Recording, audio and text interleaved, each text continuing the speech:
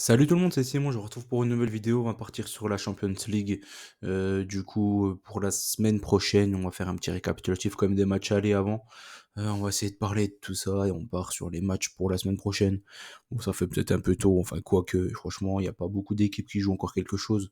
Ce week-end, il y aura Arsenal contre Villa et City contre Luton. Je pense qu'ils vont faire beaucoup tourner. Le Real à Majorque, pareil, il devrait beaucoup faire tourner. L'Atlético, à voir quand même. À domicile, ils ont quand même besoin de points pour se qualifier pour l'année prochaine. Mais Dortmund, pareil, ils auront un match assez difficile aussi à l'extérieur. Donc je pense que ça nivelle un peu tout. Euh, et qu'il n'y aura pas vraiment de gros soucis. Ici, Paris, il joue pas ce week-end. Le Barça, il joue il joue chez Cadiz, non? Il me semble que c'est Cadiz.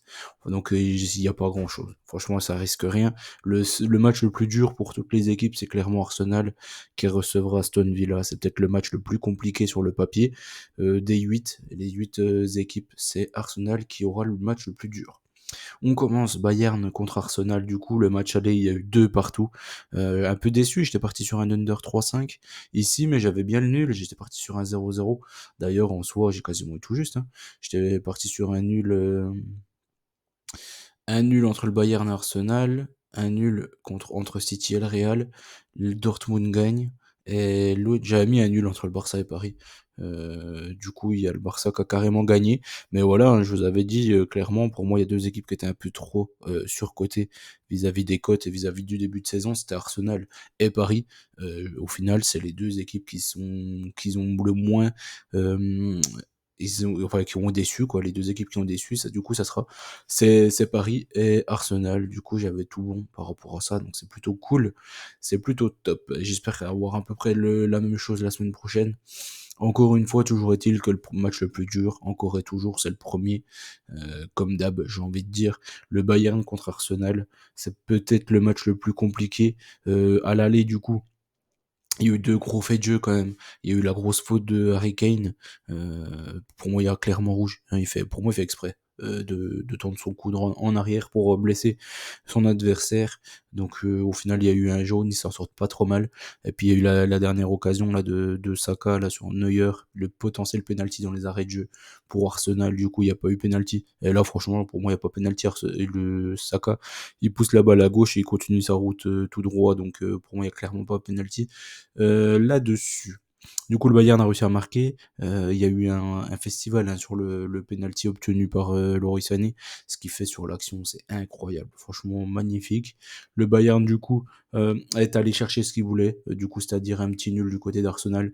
Est-ce que Arsenal va réussir à créer la sensation du côté de Munich? Je ne sais pas trop. Pour moi, Arsenal, ils vont vraiment tout se focaliser sur la Ligue des Champions et ils vont sur la Première Ligue, pardon, et je pense qu'ils vont encore dépenser pas mal d'énergie là ce week-end, donc ça va être un peu juste, j'imagine, pour la semaine prochaine. Donc là, je suis parti sur le fait que le Bayern ne perde pas à la maison. J'ai du mal à voir le Bayern perdre contre Arsenal chez eux. Après, ça peut faire prolongation, ça ne m'étonnerait pas plus que ça. Mais je pense que voilà, je vais rester par rapport à mon idée de base. J'étais parti sur la qualification du Bayern et je pense que ça sera le cas, surtout chez eux. Même si là, ils ont perdu Niabri là qui s'est blessé au match aller. Manchester City contre le Real, bon, on a eu le gros match, on a eu la finale avant l'heure, clairement. Vinicius, il a été monstrueux tout le long du match. City, un peu quand même le bémol, c'est qu'il y a eu De Bruyne qui s'est blessé en avant-match. C'est pour ça, du coup, que il n'a pas joué, enfin il est pas blessé, il était malade, il vomissait, apparemment il a eu des vomissements avant le match, c'est pour ça qu'il n'a pas joué, malgré qu'il ne soit pas là, il y a eu des bangers, clairement. Gvardiol il met un but magnifique, Foden il met un but magnifique, Valverde il met un but magnifique aussi, un match de dingo. Après le reste, il y a eu quoi? Il y a eu quand même eu un peu de chance, hein, du côté du Real pour moi, que ça soit sur la frappe de Rodrigo ou celle de Camavinga, le premier but aussi qui est contré. Franchement, ils s'en sortent pas si mal que ça. City, je les voyais pas autant poser de problèmes comme ça au match aller du côté de Madrid. Donc je pense que clairement à domicile ils vont gagner. En tout cas, ça peut faire peut-être prolongation, mais dans tous les cas, je pense qu'ils vont passer.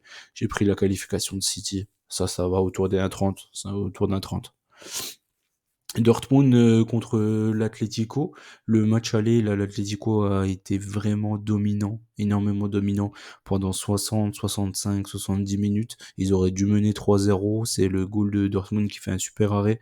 Je sais plus c'est sur qui. Il y a encore eu un Griezmann monstrueux. Clairement, c'est de loin le meilleur français.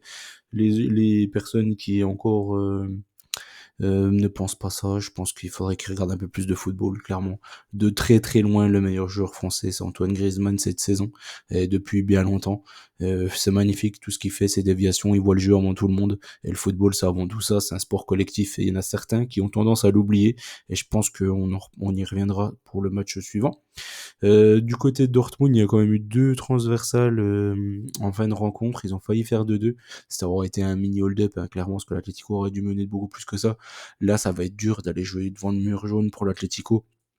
Ça me m'étonnerait pas que Dortmund pousse énormément au début. Après, voilà, ça aide, hein, d'avoir deux trois joueurs intelligents, que ça soit De Paul, que ça soit Griezmann, les Coquets, tout ça, c'est que des gars super intelligents, ça ou Niguez. Je pense qu'ils sauront quoi faire pour embêter cette équipe de Dortmund. S'il faut gagner du temps, ils le feront bien évidemment. Et en contre-attaque, s'il y a moyen de mettre un petit Correa ou un petit Depay, je pense que ça peut faire très mal à cette équipe de Dortmund.